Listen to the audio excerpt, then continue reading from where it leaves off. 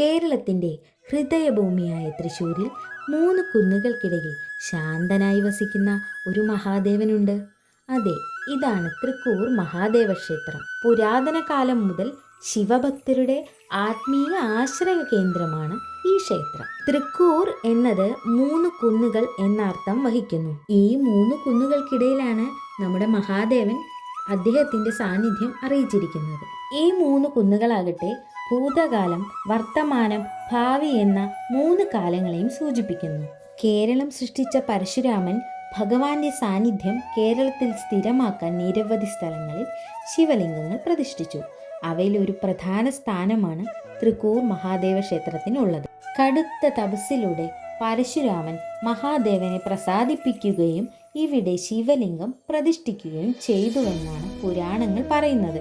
ഇവിടത്തെ മഹാദേവൻ ഉഗ്രനല്ല, ഭയപ്പെടുത്തുന്നവനുമല്ല, പകരം ശാന്തസ്വരൂപനും കരുണാമയനും അനുഗ്രഹമൂർത്തിയുമാണ്. അതുകൊണ്ട് തന്നെ രോഗശാന്തിക്കും മാനസിക സമാധാനത്തിനും കുടുംബൈക്യത്തിനും ഭക്തർ ഇവിടെ പ്രാർത്ഥനയോടെ എത്തുന്നു.